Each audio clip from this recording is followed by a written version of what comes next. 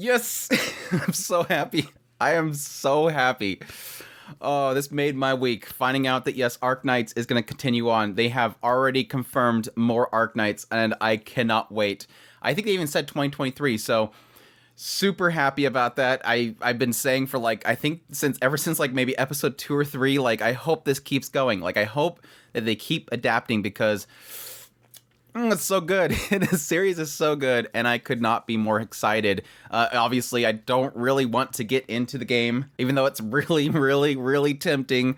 I've been loving this adaptation by Yostar, and I just want more. I want more. And after episode 8, honestly, if we didn't have an announcement for another season, I'd be pretty mad because...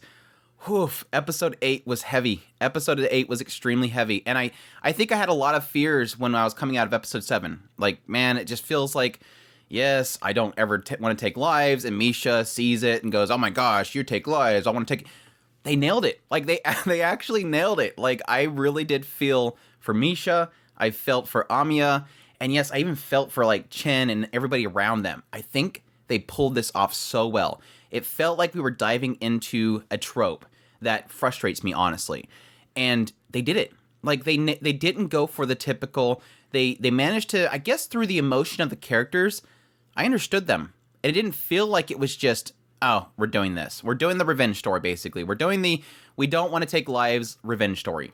They nailed it. And I think it was through multiple scenes. Like, the beginning scene, obviously, we open up with everybody's obviously a little bit struck by what Amiya's going through.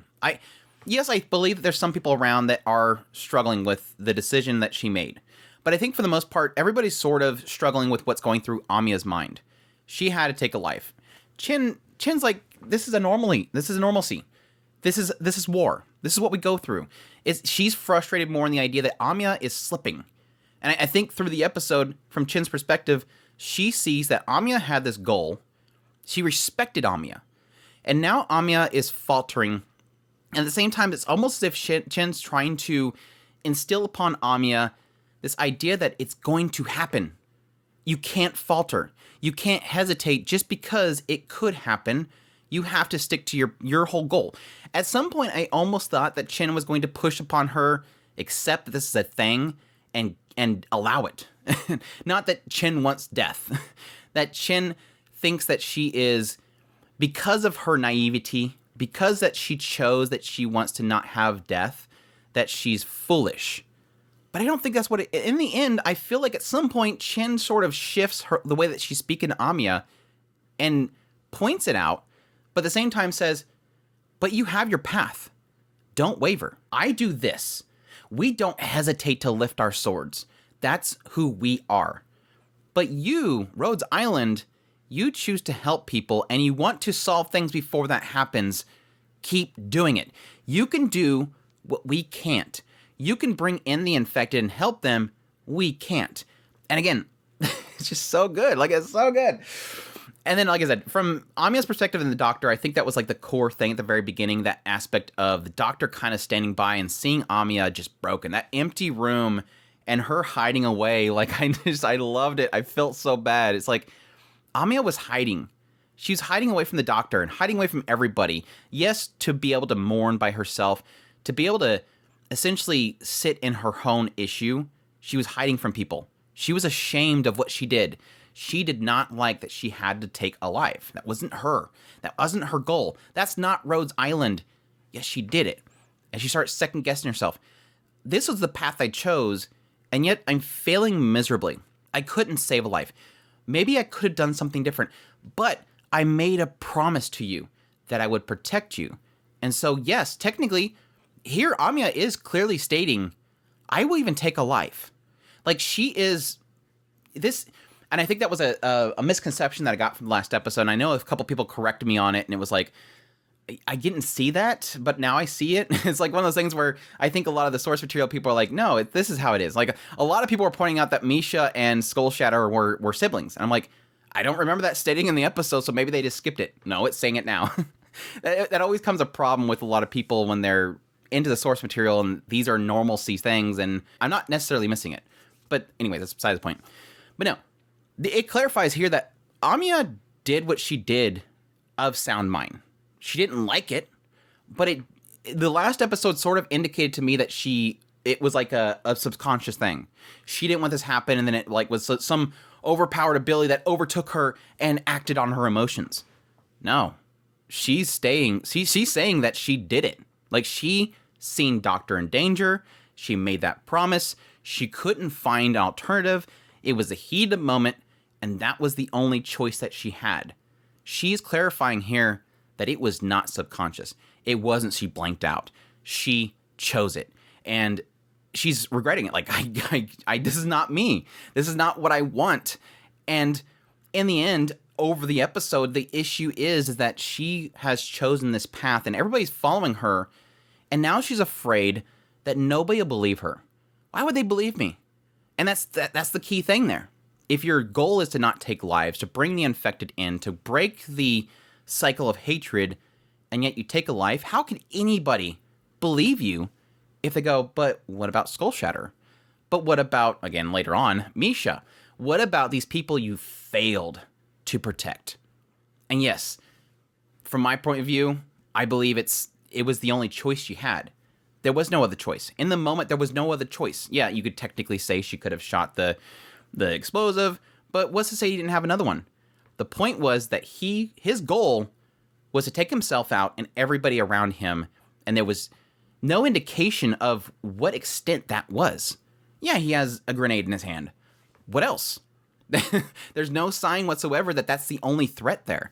She made a heat-of-the-moment choice, and now, yes, she's regretting it, but at the same time, she's solidifying that I made a promise to you, Doctor, that I would, again, to the extent that I would even take lives. And I think it's a bold move to take this character in that direction, in the idea that she's not just some ditzy, I blanked out and things happened, and now what is my power and all that kind of crap story. This kept to what it chose to do. And I give mad credits to the writers doing this. And based on everybody saying that it gets darker later on, you don't want later on stuff adapted. No. If you can handle this stuff this way, give it to me. I'm willing to watch a story that is not pretty, a story that gets heavy, a story that has loss, as long as it does things like this, where it gives it purpose. And yes, like I said, that extends to Misha. Of course, continuing on, Doctor comes and says, look, you saved my life. You have nothing. Basically, the Doctor's like, if it wasn't for you and making that choice, I would be dead. He thanks her.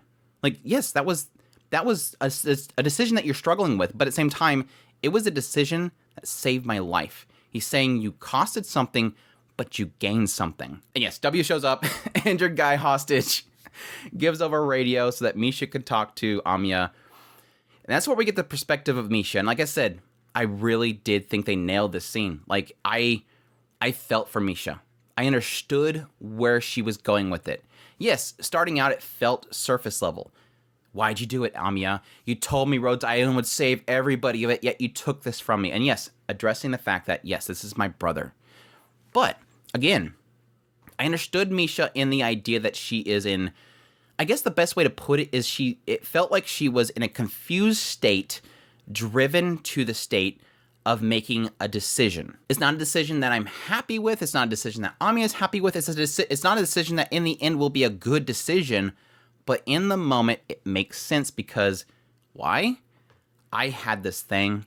It was taken from me. My brother was taken from me, and I chose that point to cover my ears and hide.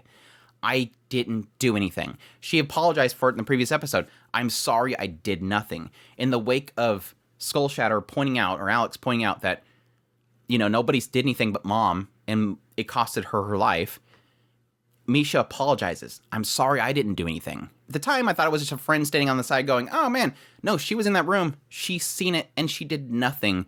And now, in the wake of his death, she's like, I'm not gonna do it again.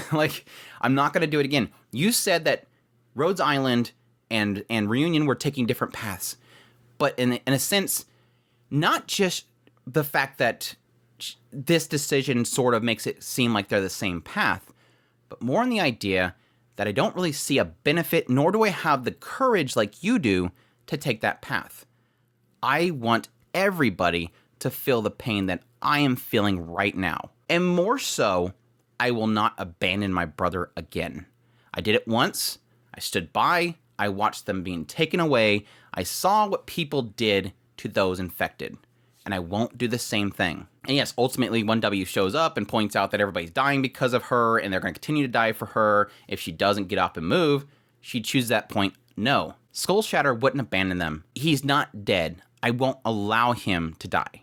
Thus taking upon herself the persona of Skull Shatter. It's really in the end Misha believing that she can't turn her eyes away from the infected anymore, and instead, like her brother, stand with them. And yes, it sort of plays in the idea that technically Misha hasn't picked a side. She's never picked a side. She's always turned a blind eye to everything that's happening around her. Now she's finally discovering it, so she doesn't really have a context to work with besides what is sort of spilling in front of her. But yeah, just so good. Like overall, the episode, the voice acting and stuff was just so good. Despite the fact that Crunchyroll, I don't know if it's Crunchyroll's fault or it's the studio's fault, what they sent them, but the audio was kind of screwed up for this streaming of episode 8, but hopefully that gets fixed eventually. But aside from the audio issues, it was so good. Like the acting in this, so good. But again, we kind of get back into Chin's perspective of this whole situation and those around Amiya as this scene kind of closes. They cut off the conversation, and then we have Chin show up and literally tell Amiya, wake up, stop hesitating. Every time you hesitate, there's a risk involved. And I think that's a core thing that hopefully eventually really sinks into Amiya. It hasn't quite been there yet. Chin's addressing it, but it doesn't seem like Amiya directly is addressing it. This idea that every time you hesitate as a leader, you put everybody at risk. So yes, you're hoping that you want to save Misha. I want to correct this misunderstanding. I want to sit down with her and have tea, and we'll talk it out. But from Chin's perspective, that's going to cost lives. You're putting everybody at threat for it. And this happens when we have this big showdown, and yes, Misha shows up as Skull Shatter, and it kind of re-sparks everybody. You have a lot of conversations happening around, like the aspect of, Exkusai, Texas, and Franca and Licksham, I believe. This idea that, despite the fact that Amiya wants this, they wants no death, they can't guarantee it. I think they even ask Hoshiguma, can you guarantee that you won't take any more lives? He's like, we can't guarantee that. We're different than you guys. And it kind of shows a shot of Chin out there just taking out people. If they resist, this is war. They will take those lives. But yes, Skull Shatter reappearing just kind of re-sparks everything, re-sparks the reunion. But I like the fact that even though Misha comes out there as Skull Shatter, she still hands to somebody a flare. Like, oh my gosh, Skull Shatter, you're back. I'm happy you're alive. We got this. Let's do this. Let's show them. No, get out of here. Like, Misha doesn't want this big sacrifice. She doesn't want the war. I love this. This is like a cool thing because it could have just been she shows up as Skull Shatter, everybody gets revigorated, and they just charge out there for a big battle. This is what Misha wants. She's supporting the entire reunion. No, she's not. By handing that over to the reunion and saying, get out of here, it was her way of saying she's not necessarily with the reunion. In the end, she's not necessarily with the reunion. She's just trying to figure out what the hell is going on and what she wants to do. I think this is a symbol that she wasn't really necessarily against the reunion. This wasn't a symbol that she wanted to take down the Rhodes Island. It wasn't a symbol that she was with the reunion. She was, at this point, confused, I think. Which, yes, comes down to that final scene with her and Amiya. Amiya confronts her, and again, it didn't have a feeling that she knew what she wanted to do. She didn't want to take out Amiya in the end. This is one of those things that I love the directing and how they focus in on things. I like how every shot's not a wide-angle shot. It's not an action shot or something. It's a subtle shot, a close-in of something to show you her finger wasn't on the trigger. She was hesitating. Technically, eventually, she starts to kind of touch it, but she was hesitating. I don't think that was her intention to take her life. But she was still pointing it at Amiya. It's indecisiveness. And as Amiya's trying to get her to understand, I know what I did is unforgivable, but please just listen to me one more time. And again, Misha she's like, what's the point? She's in a state of nothing's left. I've turned my eye too long, and thus I've lost the only thing important to me. But again, Chin doesn't see the same way. You have a conflict here where Amiya wants to talk, wants to resolve things. Let's just talk. But she's putting herself in a bullseye. From Chin's perspective, when she jumps in and deals that fatal blow, her idea is that you're hesitating and you're in the bullseye. You can't put yourself in this position. It almost is a conflict of interest here in the idea that Amiya is willing to put herself in the bullseye and try to talk, whereas Chin will not hesitate. A split second and Amiya's gone. That's what Chin sees. And it kicks so hard. It kicks so hard. Oh, I love the scene after where they're taking away Misha and Amiya chooses to keep the mask.